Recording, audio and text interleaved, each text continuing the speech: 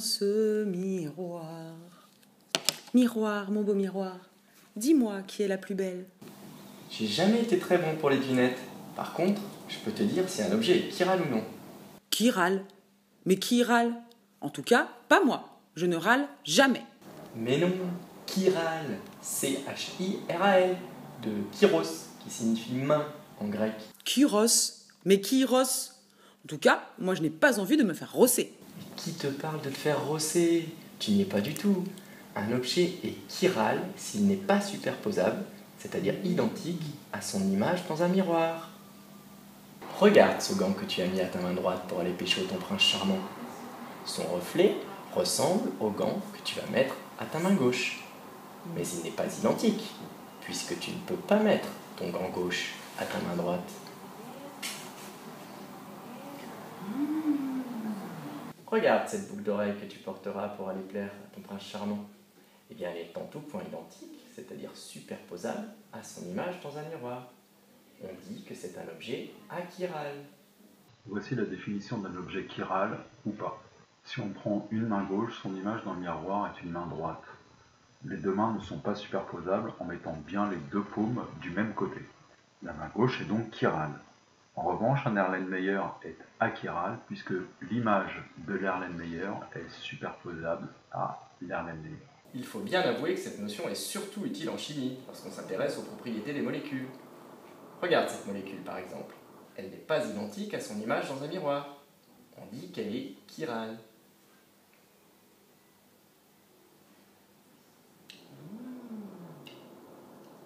Elles ne sont pas superposables. Tu connais déjà plusieurs façons de représenter les molécules chimiques. Tu connais la formule brute, la formule développée, la formule topologique. Mais pour avoir une idée de la géométrie à 3 dimensions de la molécule, on utilise la représentation de Cram. Je te laisse avec Gigi Roro. Il a pas son pareil pour mettre l'ambiance et expliquer la représentation de Cram. Ces liaisons rentrent dans le plan. Elles sont vers l'arrière, on le voit bien sur cette photo. Ces liaisons-là, en revanche, sortent du plan, celle-ci. Et les liaisons en trait plein sont dans le plan, celle-ci et celle-ci.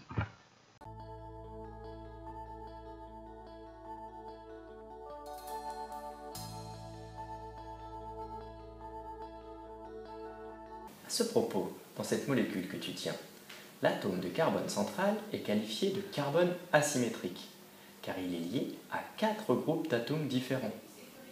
Et rappelle-toi, une molécule possédant un seul carbone asymétrique est forcément chirale.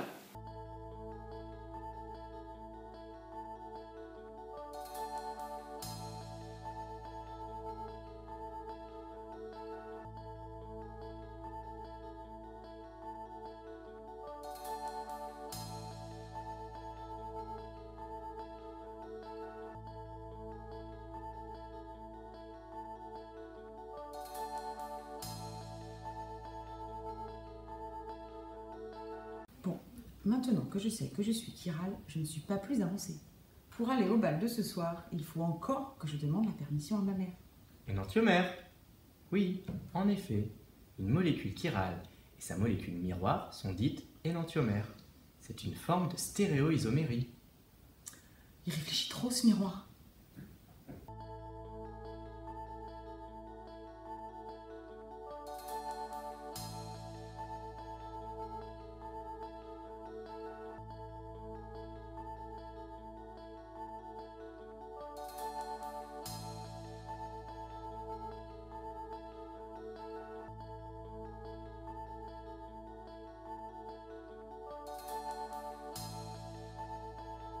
Si j'ai bien compris, mon beau miroir, ces deux molécules sont images l'une de l'autre dans un miroir, mais elles ne sont pas superposables.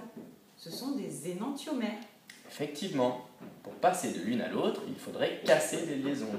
On parle de stéréoisomérie de configuration. Mais mon beau miroir, pour ces deux molécules, c'est quand même un peu les mêmes, non? Effectivement, on peut passer d'une molécule à l'autre par une rotation autour d'une simple liaison.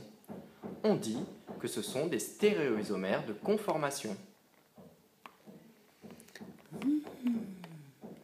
Bon, c'est fini ces histoires avec ma mère? Pas encore, car regarde bien cette molécule. Elle possède 2 atomes de carbone asymétriques. Et donc, elle peut présenter 2 types de stéréoisomérie, l'énantiomérie, mais aussi la diastéréoisomérie.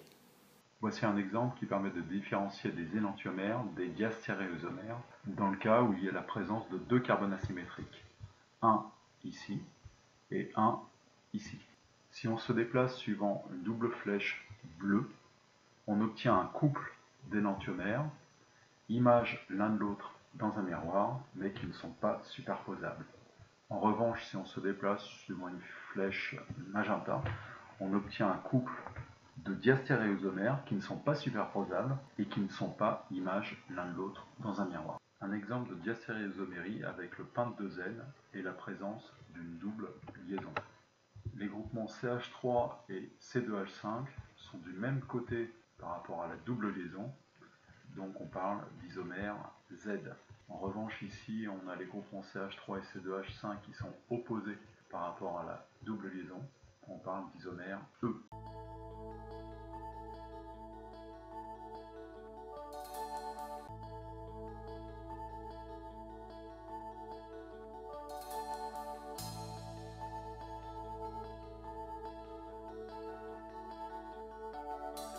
Cendrillon, pour ses 20 ans, est la plus jolie des enfants. Son bel amant, le prince charmant, la prend sur son cheval blanc.